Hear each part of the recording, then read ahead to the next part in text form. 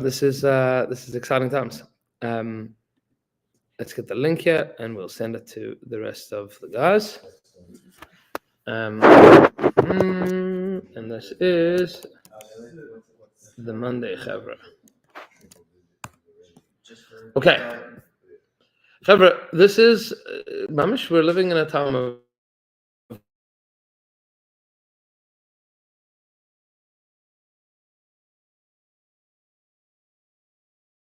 things that are going on in the world. And this is Chodesh Nisan.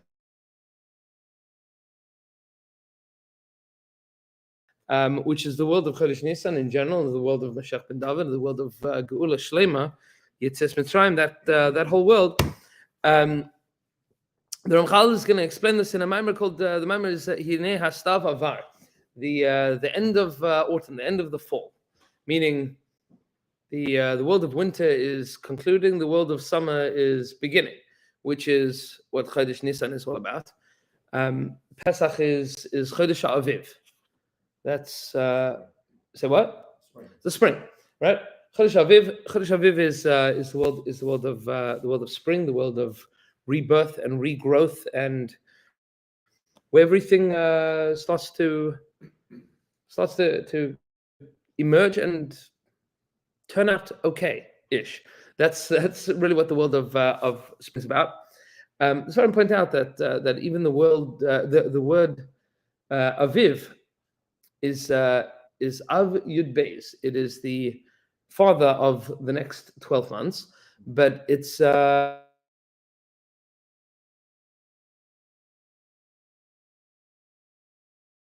that have ever seen like the tzirufim of the Shem of Hashem, meaning how to spell the name of Hashem.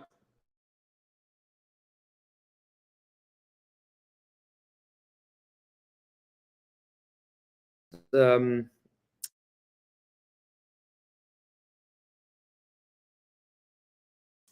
the month of Nisan, Sivan, Tammuz, Av, Elul, etc.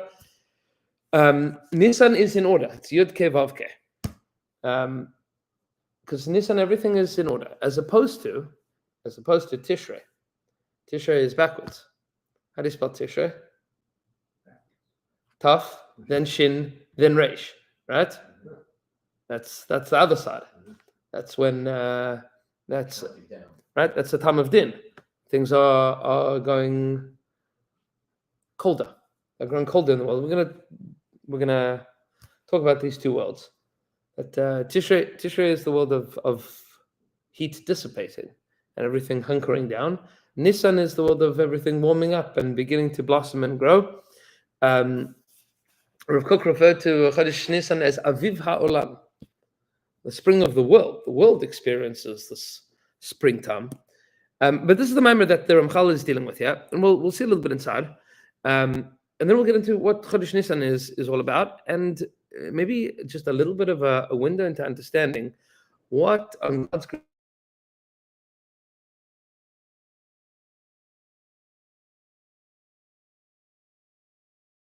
like hundreds of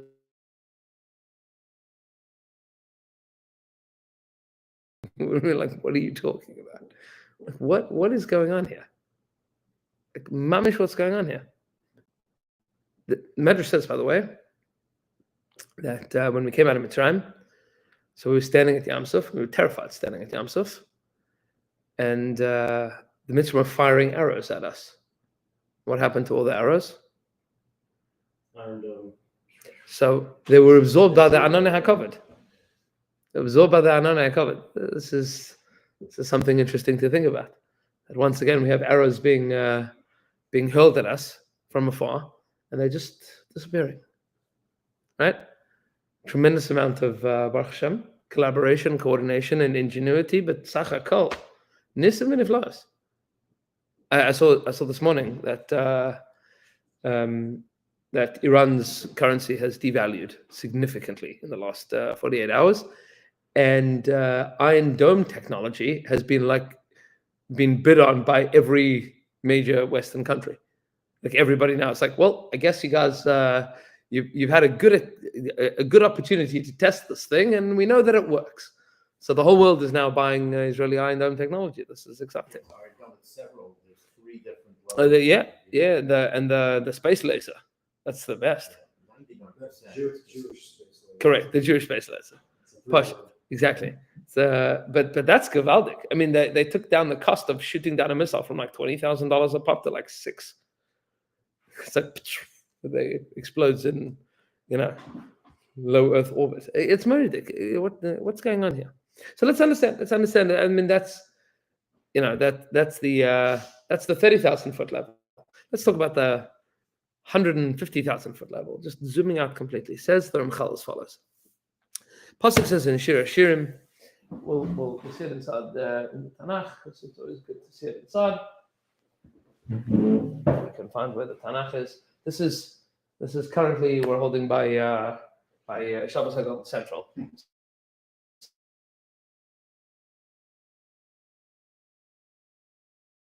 Any of their their snacks and like lunch boxes on the table.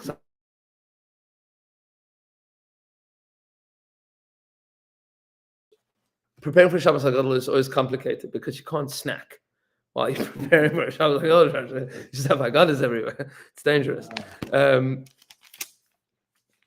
But okay, no, that's once you're in trouble, it becomes very complicated.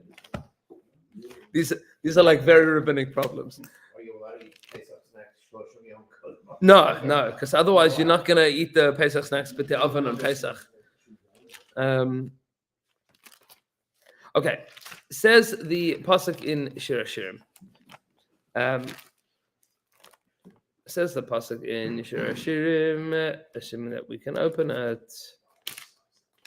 There we go. Kehelas Eicha Ruske. Back with Shir Hashirim, the second paragraph as follows.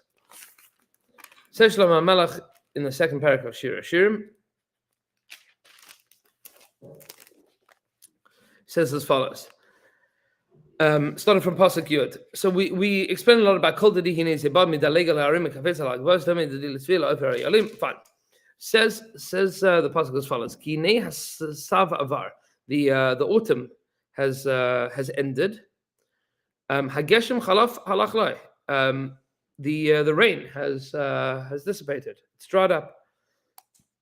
Hanitzonim Niru Ba'aretz. Hanitzonim Niru Ba'aretz. That's this period of time of harvesting. Eis hazamir higia, the time for pruning has come. V'kol hator nishma ba'artzenu, and the voice of the dove is heard in our lands. Hateinach antafagea v'agefanim smadarnas ureach. All of the fruits have begun to grow, to blossom. Kumilach rayasi yafasi ulchilach. Get up, my friend, my beautiful, my beloved, and ulchilach, and walk on. What exactly is going on here? What's the story of the end of autumn, the end of fall, the beginning of the Eis HaZamir? What's going on in this world right now? Says Ramchal, Ana de diva amar li kumilach. My beloved says to me, get up, my friend, my beautiful friend, ulechilach, and walk on. Says Ramchal, this is talking about Zechira.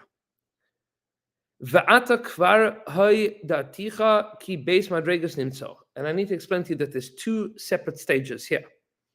Madregas haneshama lifnim. There's what's going on with the neshamas inside, and the external physical world outside. There's 2 things that are happening. And in the world of Pekida, the neshama is awakened. Kumi ori. This is what the Navi Yeshaya explains. Kumi ori, arise my light. Right? There's this awakening of the light of the Jewish people. Hisnari me'afar kumi, to shake yourself off, to wake up from the dirt. Uv'zechira kam haguf gamken. And when we get to the world of Zechira, it's not just the soul that's awake, it's the body that's awake as well. V'al ken kasuv ulechi lach. You can walk now. She says, Ki loy od lismameh, because you don't have to wait anymore. There's two stages here. There's the stage of the thinking, pontificating, considering, emotional, intellectual, spiritual, political growth, and then there's actual doing stuff, where you move from one place to another. Like Yetzias Mitzrayim had a lot of action in Egypt, but by the time you got to the end of the 10 plagues, we were still in Egypt, right? Like we're still there. There's like lots of stuff happening. It's very Levitic, but Sachakol, we're still there. We haven't gone anywhere. We haven't done anything. We haven't achieved anything. Yeah, Hashem has schmatzed all the Egyptians for us, but at the end of the day, like, we're still there. A lot's changed. We're no longer identifying ourselves as slaves. We no longer are seeing ourselves as subservient to Paro. And we're still working through that. I mean, there's still another 40 years of working through that. Meshach Marat, that generation, it was going to take, no matter what, it was going to take them 40 years to figure it out. Yeah, it's like trauma right there. Right. Like it took a long time. They were stuck there. Well, you have a slave mentality for 200 Right. years. Right. They were there. That was their whole life. It took a long time. Meaning, even if they would have made it to Eretz Yisrael, like that generation was not going to be the Nachle Haaretz. Like they might have made it there, but their children were going to be the ones that were going to conquer the land, and it's a different thing. But at the end of the day, like all of that work that was done internally, emotionally, spiritually, until you left Egypt, you were still there. Like it was still, nothing happened. That was all the world of Pekida to a large extent. Zechira is like, okay, let's go.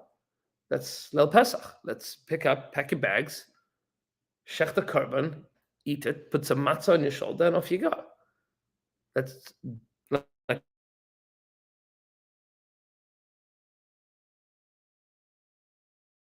to us as Rayasi, my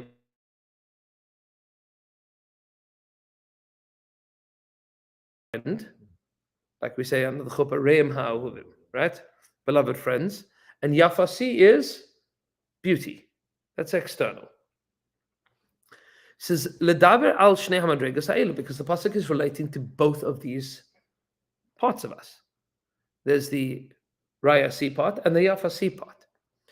He says, Ki lepnimis kara Rayasi, because the internal is called Rayasi, my friend, my beloved. That's the emotional connection. Shehi bereus imay tamid. That is always best friends. Because Baruch Hu is always best friends with us.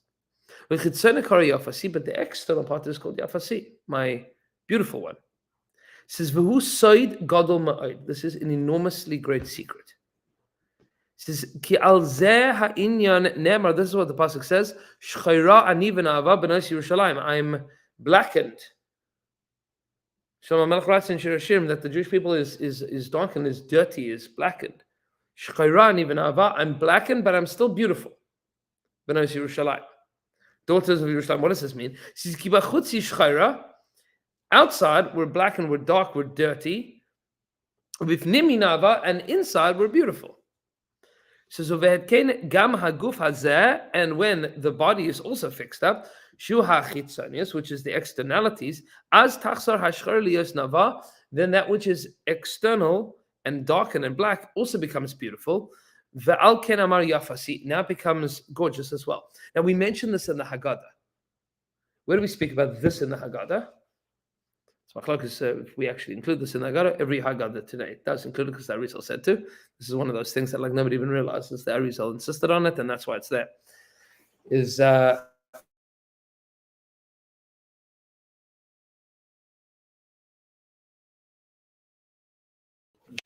is fun.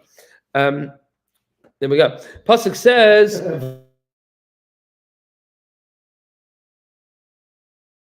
Jewish people grew. So the pasuk that we darshan,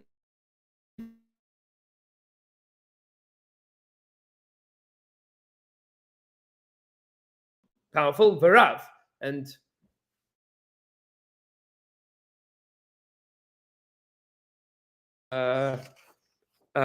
what is guy? V'yisham l'guy.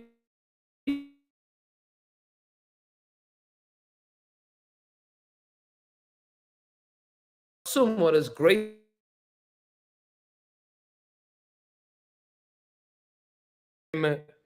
Numerous and mighty. Okay, that's Gadol Atzum. So what does Rav mean? And if Gadol and Atzum means that we were having lots of right, but that sounds to be what Gadol and Atzum means. Right, what does the word Rav mean? So it says the Haggadah, Rav, and numerous. What's that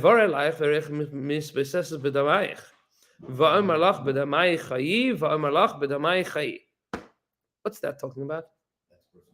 So we mentioned that by Bris Milah, right? What does this pasuk mean? It's the dam. It could be the dam of Korban Pesach and the dam that they. It's good. That's what Chazal tell us it means. But what is this doing over here? So the next pasuk, those two pasukim that Rizal said, yeah, I insist you put in. But the pasuk says, "Rivavak tzemach hasadeh v'nesaticha," that I've made you numerous like the grass of the field. V'tirbi v'tigdeli v'tavo be'adi adayin, that you grew up. It's not just that you became numerous, but you also grew up. There's a maturation that takes place. Yeah. You come to a time and shadaim nechanu sarich tzimeach vat erom ve'eria, that you grew up, you became mature. Vat erom ve'eria, but you're still naked. So what's the varlach verich misvesses b'damayich varmalach b'damaychi varmalach b'damaychi? So this is the mashal that Navi Yechezkel gives to the Jewish people. This is one of those mashalim that is somewhat R-rated. If you've ever read this mashal, this is very kedai to know. What's the mashal that Yechezkel is talking about? Yeah. So this is where Yechezkel Tezayim, I think. Yechezkel is giving musar to the Jewish people. Yechezkel is giving musar because the Jewish people is not behaving well. Says the pasuk as follows: "The Vayi Dvar Hashem Elai Lemar." This is what the Rebbeinu Shalom says. Ben Adam, son of man. Yechezkel is also always called son of man. Go and inform Yerushalayim, the Jewish people, of its disgustingness, of its failures, its ta'evos, its abominations. And you will say, so says Hashem to Yerushalayim, to the Jewish people, personified by Yerushalayim. Your birthplace is from the land of the Canaanites. Your father was an Amorite, your mother was a Hittite. Meaning we're talking days of Avram and Sarah.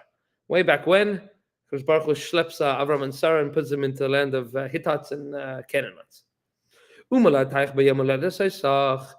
the day that you were born, all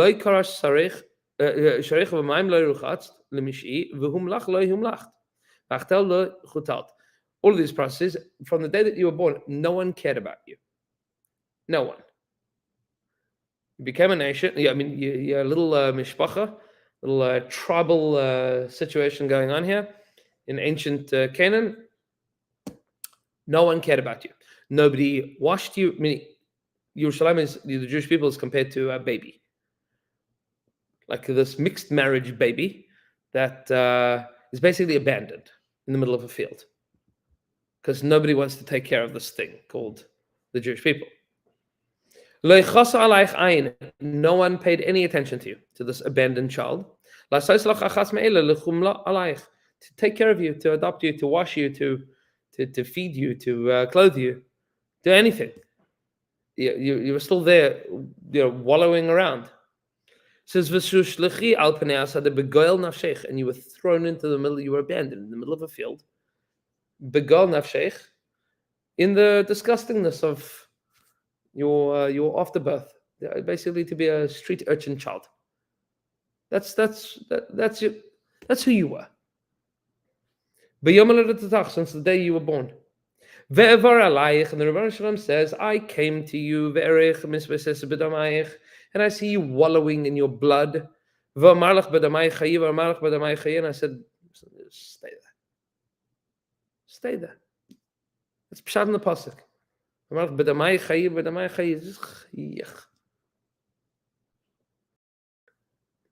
That's the Jewish people in Mitzrayim. That's the story. The story of the Jewish people in Mitzrayim is revolting.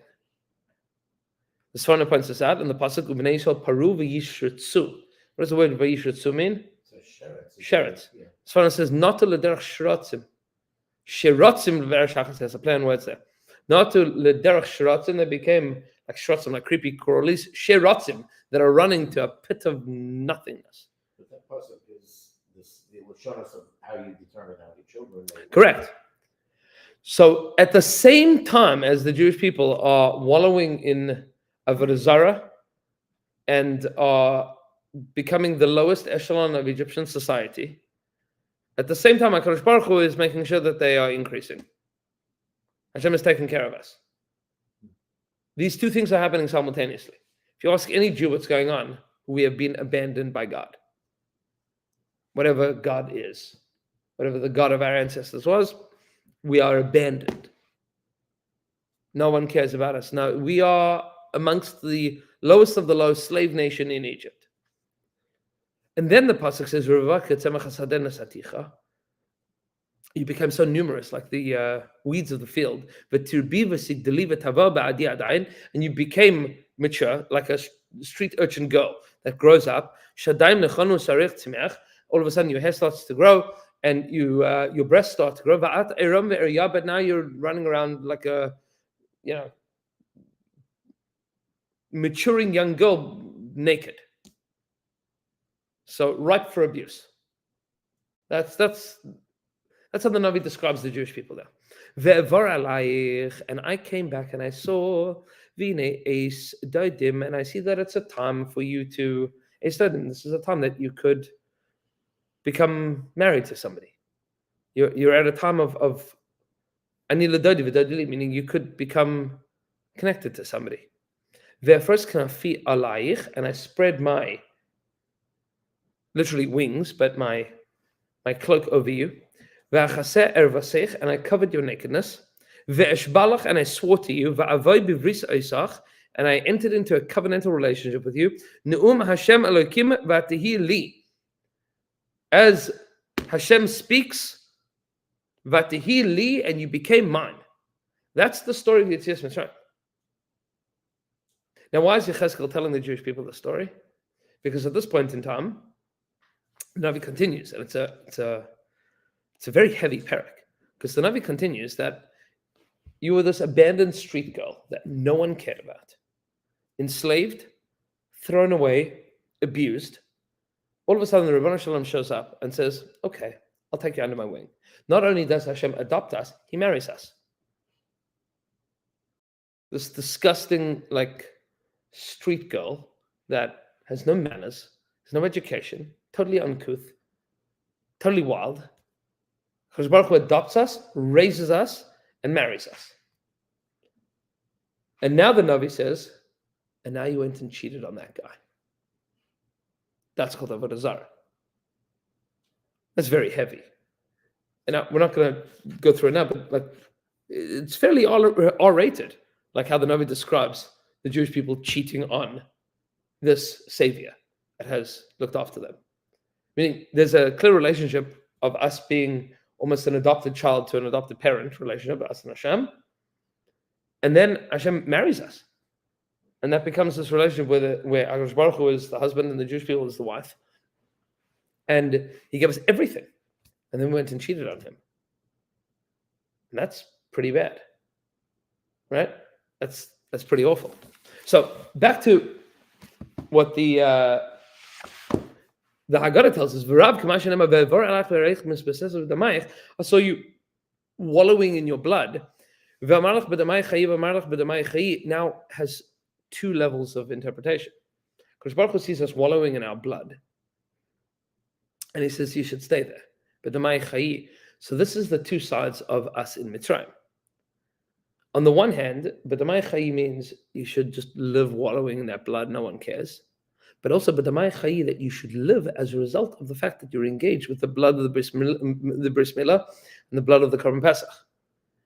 Meaning two things are happening at the same time. One is that the Jewish people are surviving miraculously, and the other is that it doesn't feel like it.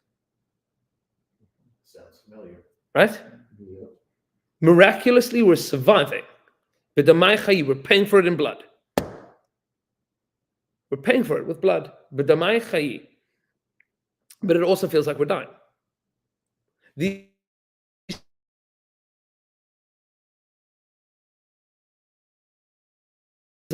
adds that pasuk again. The drug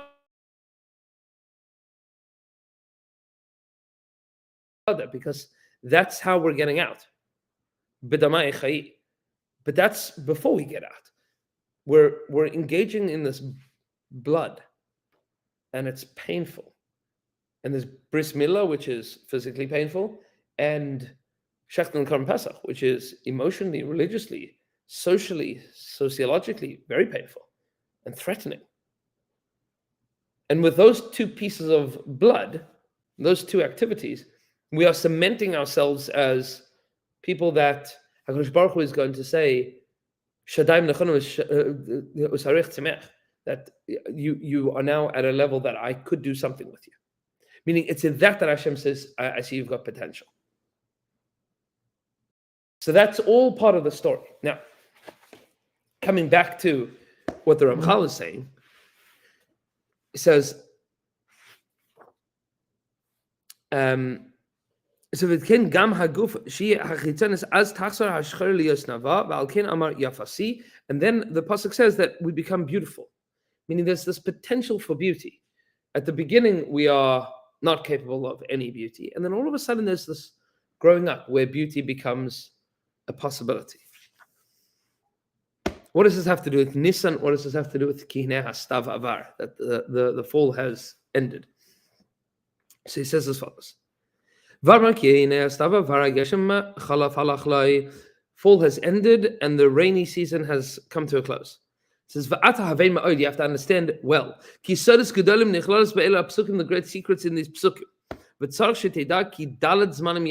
There are 4 seasons in the year. But really, there's only 2. Right? There's only 2 seasons. It says,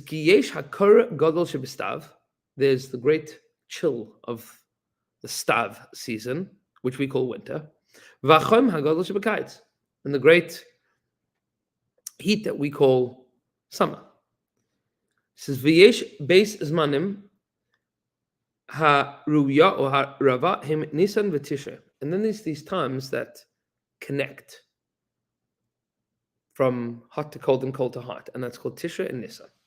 Those are the 2 times of connection in the year. It says V'teida shekol shekol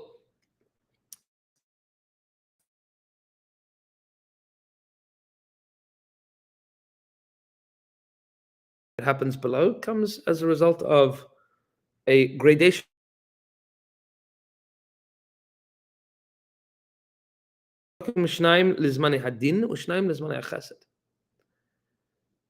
And what that means is that there are 2 times in the year that are called times of din, that's Tishrei,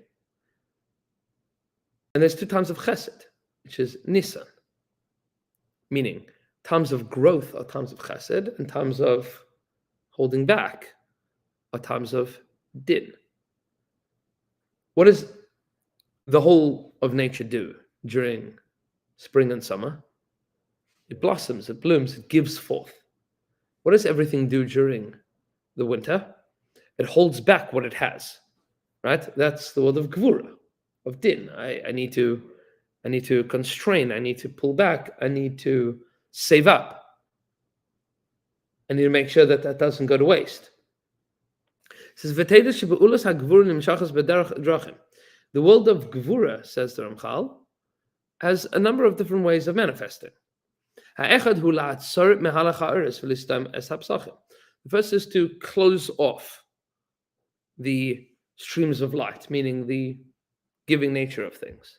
It's a closing. And because din is a time of closing that manifests in the seasons of the world as fall and then winter. It says,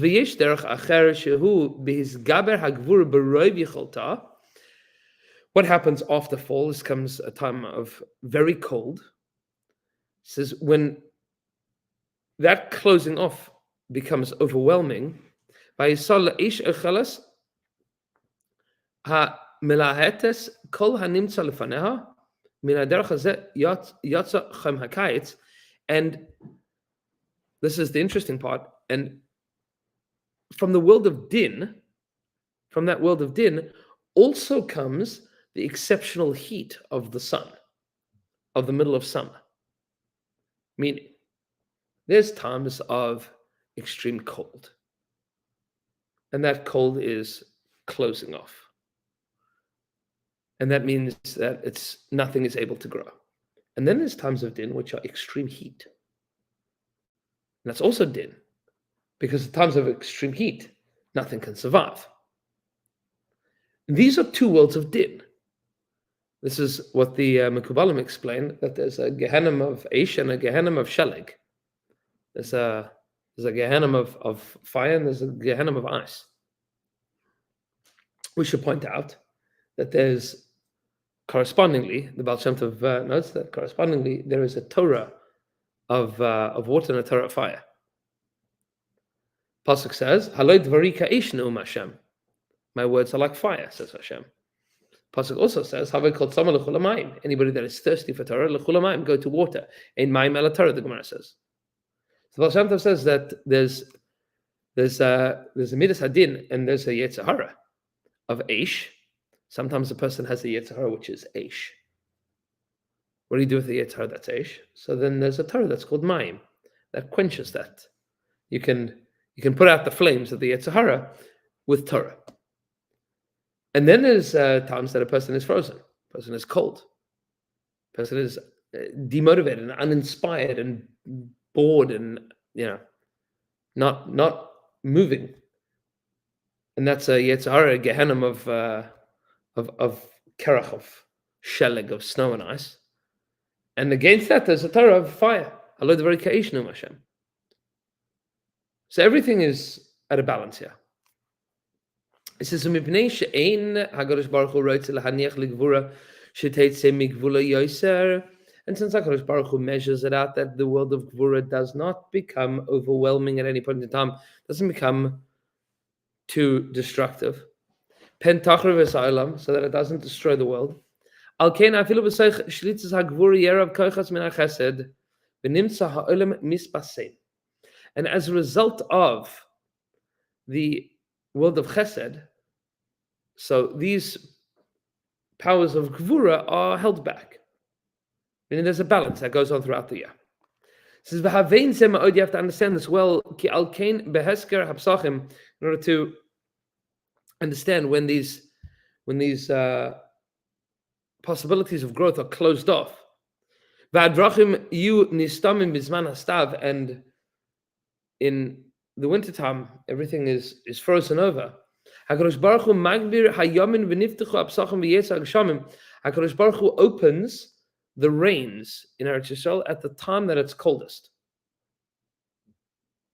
So, at the time where the world is cold, that with Midas Hadin, HaKadosh Baruch Hu opens up Gishmei Bracha, which is why we say Mashiv HaRuach HaMerid HaGeshem, starting from when we start saying Mashiv HaRuach HaMerid HaGeshem, from Sukkot, right? From the winter. Mashiv HaRuach HaMerid HaGeshem is now that the world is cold, so there's gvura in the world, there's coldness. So how is there still chesed? Because there's rain. So there's a balance. The world is cold, but Hashem gives us rain. It says, because there's rain, it doesn't freeze over so much. It says, because it flows. It's still flowing. There's still some life that's happening, even though everything is very cold. It says, and because of the rain, the world can still grow. And even in the biggest heat waves, HaKadosh Baruch Hu still sometimes has drops of rain that come down. It says, and it comes from the word of chesed. That's the word of merid atal, right? That in the summertime we still have dew, and the dew comes from the word of chesed. So al kain yizkar hazman b'kayetz v'ba hageshem, and when the rains and the dew comes down, so that will cool down the heat of the world. Meaning, there's times of chesed and times of gvura. It says va'ata teda. Now you should know shegeulas Yisrael tzricha liyos b'Nisan. Now you need to understand that the Geulah of the Jewish people has to be in Nisan. Why? It says ki hu zman hashpas hachesed. That is the greatest time of chesed coming into the world. It's not a time of din that Hashem has to measure out with chesed. It says that's just a time of chesed. That's straight up chesed. It says al ken tiye benachas uveshalva. That the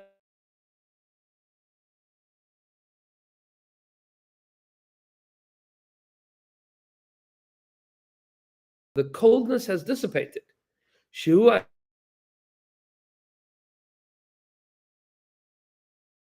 of chesed has ended. The time of the holding back of chesed has ended. Now we are entering into a time which is just chesed. And that's the month of Nisan. It's just chesed. Most of the time the world is gvura, meted out, measured out with chesed. But Nisan is a time of chesed, where the world is emerging from a world of gvura, entering into a world of chesed. That's the month of Nisan.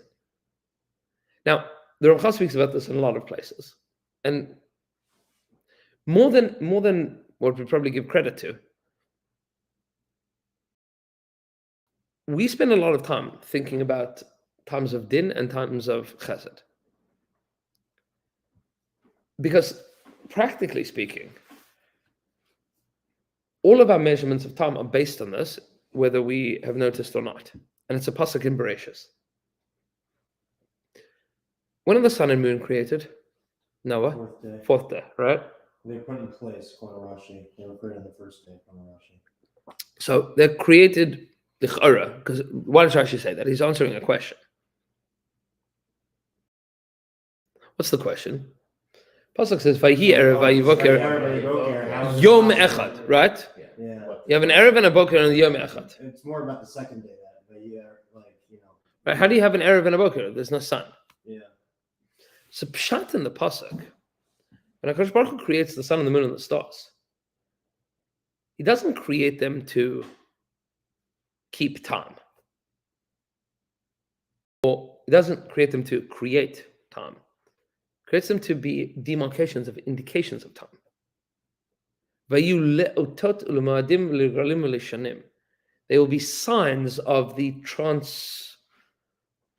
the transfiguration movement from days to weeks to months to years to seasons, meaning that's there already. So the Rishonim already point out that Or and Choshech and Yom and Laila means Chesed and Gvura. Vayikra Elokim la'or Yom. He calls Or this thing called Yom. V'lachoshech, darkness, Kara Laila. He calls Laila. But practically speaking, Or and Choshech are there. What's Or and what's Choshech without a sun and a moon? Means outflowing of positivity and restriction. That's Or and Choshech. Right? That's more or less how we live. And this happens to have some interesting nafkaminas lahalacha with regards to how to measure time in space. I have a question just going back a little Sure. bit before we miss a chance. But you're from South Africa, right? Mm-hmm. The seasons are reversed. That's correct. So Tishrei is the spring for you. Yeah, And Nisan is the fall. correct. Obviously, like ideally, we're all in Israel and that's the northern hemisphere. But how do you make sense of all that? Like in So Pashtus is that the Torah is lived in Eretz Yisrael, and the times of and for 1,000 reasons. When we're in Chutz La'aretz, we are not directly under the hashpah of HaKadosh Baruch Hu, meaning we get things through back channels in Chutz La'aretz, no matter what. We don't have the same level of direct relationship with HaKadosh Baruch Hu, because we have to deal with bureaucrats in the Yeshiva Shel Ma'ala. And some of them, you flip it this way, you flip it that way. I mean, HaKadosh Baruch Hu wants to give us all the good stuff, but sometimes it takes a long time when you're waiting for bureaucrats to deal with things. Chesed, like according to the seasons, or is this just like a thing that's No, meaning it means that we're experiencing Chesed at a time of Gvura and Gvura at a time of Chesed. But the same thing is true in different ways in the United States of America, because Yom and Laila are also at different times, right? South Africa happens to it has the same Yom and Laila as Israel. We're on the same time zone, like but the seasons we have different. if the months were shifted? I would agree with that because like it's clearly dark and it's clearly light, but like Tishrei is happening in the spring. Yes, Which is like it's the opposite. Work. Yes, it's true. That's the point. It doesn't. It doesn't because so Jews shouldn't be in the southern hemisphere. Jews should be in Eretz Yisrael. That's the ikar of where we're supposed to be. Everything outside of Eretz Yisrael is a little bit wonky. And, in different places, it's wonky in different ways. But everything is not the way that it's supposed to be when we're outside of Eretz Yisrael. Inside of the best example that I can give for this is an indigenous plant. If you're growing something in its natural habitat, it grows well. If you're growing something outside of its natural habitat, yeah, it is shtick, right? It doesn't work out amazingly. Sometimes it does, but there's shtick. Like you have to, add this to the soil and add that to the soil and water it, then cover it with that, and right, there's shtick that you have to do. Is there like a wandering Jew plant that just exists anywhere? Well, so we do exist anyway, but we just don't grow that well everywhere. It's called the wandering Jew. It's a real. Yeah. Yeah. Yeah. That's what it it's. could grow like everywhere. So That's It's it's like a Mama. vine. Rabbi, look it up, Mama. Yeah? Yeah. Okay, well, look it up. Fine, yeah. It's a real thing. Right? is it a thing? It's for sure a weed because they're anti-Semites. Right? It's It's like the Jewfish, Right. But there is a wandering Jew. right. Jewfish, we know what that is. It's a gefilte fish. Right. That's you can always tell a gefilte fish in the ocean. It's the one with a carrot on its head. That's how you tell a gefilte fish in the ocean, right? But Pashtus is that in the world of Chutz La'aretz, everything is a little bit off. Sometimes it's more off, and sometimes it's less off. But everything is a little bit off. I mean, Rav Kook speaks about this extensively. The fact that in Chutz La'aretz we don't speak to HaKadosh Baruch Hu in Lashon Kodesh. I mean, we try a little bit, but the Anshe Knesset Geulah had to write a siddur for us because we could no longer express ourselves with the language of our souls. So they had to give us a text. One of the most incredible things that's happening in Eretz Yisrael right now, today, and you're seeing this with musicians that are coming out of Israel, is they're writing tefillas. Like they're singing songs that are in their own words in Lashon HaKodesh, which is amazing. It's very rare that we've had that in Jewish. I mean, there were those that wrote tefillas. Rav Nosson Breslov wrote tefillas, and the Shlach HaKodesh wrote tefillas, and Rabbi Yehuda Levi wrote tefillas, poetry. I mean, you had such things, but it was rare. When you have a culture of people that are speaking the language and referencing psukim within that language, it's a very cool thing. There was somebody, I don't remember who this was. I think it was a Rav in New Jersey who said that he realized something incredible. That a few years ago he was at a Seder. He was at a Seder with his grandchildren, his kids made Aliyah, and he was sitting next to his 4-year-old girl, 4-year-old granddaughter, at the end of the Seder. And they got up to the paragraph in the Hallel, Ahavti ki Yashma Hashem, right? And when the Morah had obviously done some nice, good job, and taught them hand motions for this part of Hallel that nobody knows, right? So when it got to Ahavti, she goes like this, Ahavti ki Yashma Hashem koli, right? She was motioning. She had hand signals and a little jig and a dance. 4-year-old girl. He says, and it dawned on me that my granddaughter speaks the same language as David HaMelech. That's cool. It's not she was taught the meaning of the words. She knows the meaning of the words. She speaks those words. Those are her words. Her mother taught her some hand signals to go along with it. Her mother didn't teach her how to understand the words.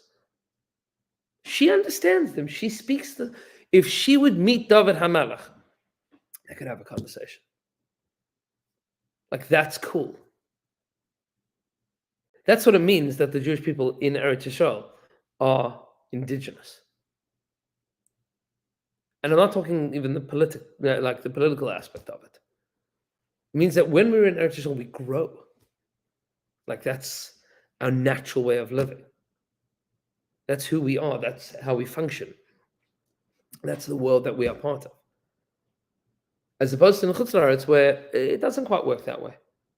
Maybe the seasons don't work out, or the language doesn't work out, or the culture doesn't work out, or the food doesn't work out, or the spices don't work out.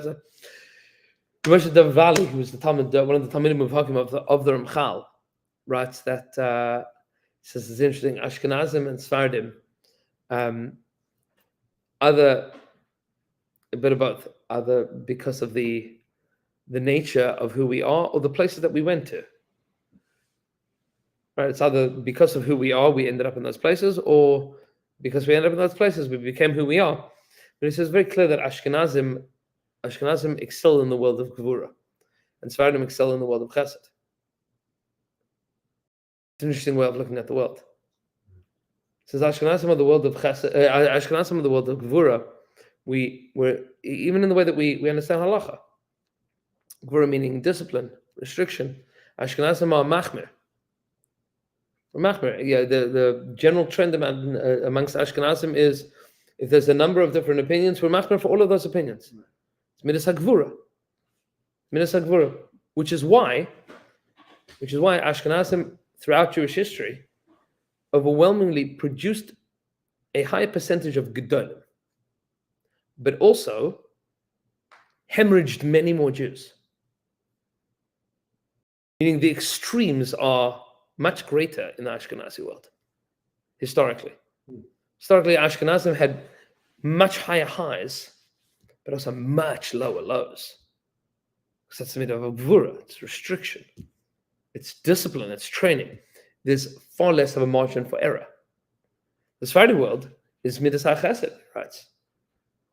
And that's why Sephardim ended up in warm lands, that's the world of chesed, and Ashkenazim ended up in cold lands, which is midas hagvura. It's fascinating. Another on Florida we can sort.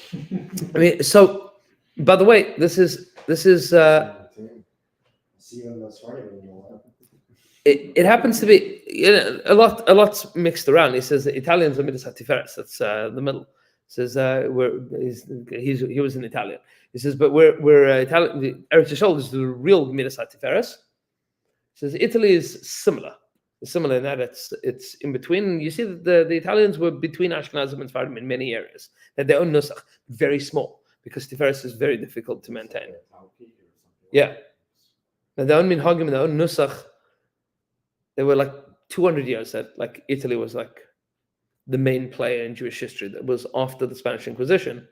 So Jews went to Portugal, and then they got kicked out of Portugal. But for that, like next 150 years or so, it was very exciting in Italy. That was the world of the Sforna and the Barbanel ended up in Italy. It was a Levitic place for like 150, 200 years. Bless you.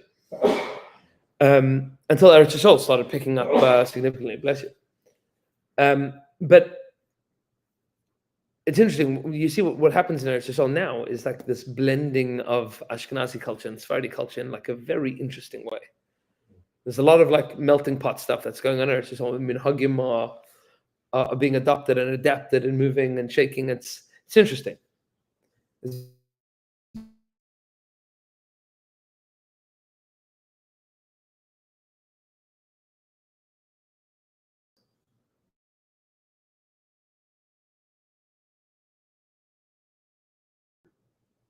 So when sometimes you meet somebody that like they live in Florida, they just hate it, right? Mm-hmm. There are such people.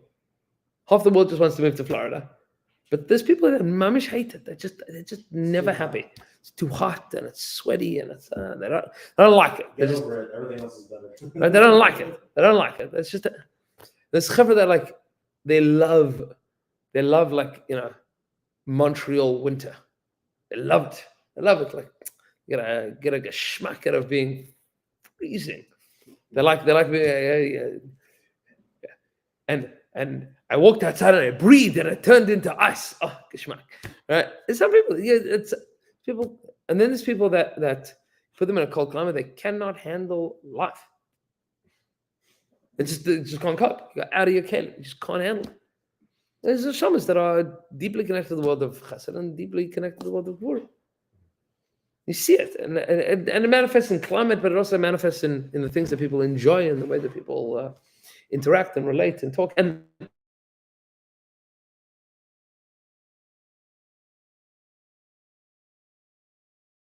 it's hard. It's very hard. And have a little bit of chesed, a little bit of gvura all the time. But you see that these things outside of Eretz Yisrael, we end up going in different directions. In Eretz Yisrael, it's possible to be b'tiferes. That's where everything can work. Outside of Eretz Yisrael, whether you're in South Africa or whether you're in Boca, things are not going to be so solid. I think it's hotter in Israel than most of the world. I mean, suddenly if they're firing at us, that heats up. But what's going on here? Iran for 40 years has been saying that they're going to destroy Israel. And America. Right, and America. Although they have to have bigger rockets for that. They fired 300 rockets at Israel. Nothing happened. Now, lichar, they probably weren't trying to do too much damage, but they were trying to do some damage. They don't want to provoke enough of a response that they get schmatzed. Right? But what's happens? It's mamish nisim. This is Yinei Stav. This is mamish midas chesed. Because Baruch Hu basically just opened up the world of chesed and said, "Okay, let's go." Like all of a sudden, just everything. I'm saying hundreds and hundreds of rockets, and all of a sudden, America that wants to withhold Israeli aid and funding, and Britain who wants to hold Israeli aid and funding, and Jordan where 70% of the population is Palestinian, and Saudi Arabia that didn't want to sign the Abraham Accords yet. All of a sudden, everybody's shooting out the rockets with us. For us, it's just everybody's going to be he's with it. You understand? Like everybody would also have a teretz if it worked differently. Right? Like the whole world, all of the talking heads and the media pundits and everybody would have a different svara, that have a different explanation. If, America said we're not helping Israel with this one because we don't want to engage in regional conflict. Whatever, it could have gone 1,000 different ways. It didn't have to go this way. It could have gone a lot of other ways. It could have gone a lot of other ways. This is Kinas Tavavar Geshem Choloflai. This is a time of Nisim. If you don't see it's a time of Nisim, it's everything that we're learning. Now maybe this unfolds to even greater Nisim. Please God, we should be zeichet to it. Please God, we should be zeichet to it. Now's the time. Now's the time. You got to daven for it. Because it could happen. I was saying to some of the Chavra on Shabbos, and a few people wrote to me afterwards in the shir there. It's Shabbos afternoon. So if you're wondering how the Dome of the Rock is coming down, I think Iran is going to help. And there was mamish a rocket that was going to hit the Dome of the Rock, and it got shot out of the sky. I don't know if that was the smartest rocket to shoot out of the sky. I think Jordan took it out. Right. For sure. Because Israel, like, I don't know. We don't need the dome. We just need what's under it. We just need the rock. We don't need the dome. Like, you know what I'm saying? It could be, Hezbollah sends a rocket and Jordan doesn't respond to that one, and all of a sudden the dome of the rock is gone. Could be. Is it that hard to imagine? It's clear. Right? It's not hard to imagine. Not right now, no. It's entirely possible. But like you said, a year ago or whatever, Mhm. it's been hard to imagine. Correct. It's just all perspective. Right. It's just unfolding. Well, I was a kid during the '67 war. Right. I mean, I was 10 years old, but it's like, even at that age, you were like, how did that happen? Right. I mean, it should have been over the other way. Correct. Just as quickly. Correct. 5 major powers attack it. Right. It's like all of a sudden they're falling asleep, and the sandals left in the desert. I mean, they ran out of the tanks. Right. And they had the sandals in the desert. You have a tank. What are you running out of your tank for? They just, someone up there's pulling strings. Right. And you see that. This is Maamar HaGeulah. That's 67 war. 6 days after it started. 6 days. It was When was insane. it? June of '67. Was it midsummer? It was not quite the summer. It was I year. think it was June 6th. to the End 12th. of the year. It's Chavchas year. Pashta says that this is what the Ramchal is talking about. Stav Avar. That the time of constriction and closeness and coldness is over. Now's a time for life and rejuvenation and possibilities. And there's a lot, please God, there's a lot to hold out for. This is we're entering into that time of the year. And even if we're not living historically in a time where the Zechira is supposed to happen now, the possibility of it happening is much stronger now. And pieces of it are certainly echoing. Anything with the Koch Hamazalos, which are That's a part of it. That's a part of it. But this is even bigger than that. This is even bigger, meaning in the sense that HaKadosh Baruch Hu has programmed the Bria that whenever Nisan comes around, the world reawakens to its mission and purpose. So this is what's going on here. We'll get to where he speaks about it. Cook speaks about this a lot. He says Amir Higia, that the time of pruning has come. That at the same time that the springtime comes, there's also a time of pruning. There's also like things that you got to take care of, and that has to happen at the same time as well. But we'll get there. But please God, right? But pruning insists. I mean, in order to grow, you have to prune some things. So, and that's part of the world of Bir Chametz, is getting rid of stuff.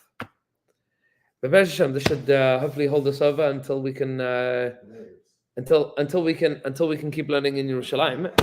Because next week, this time, we will be sitting at the Seder. So get ready. Amen.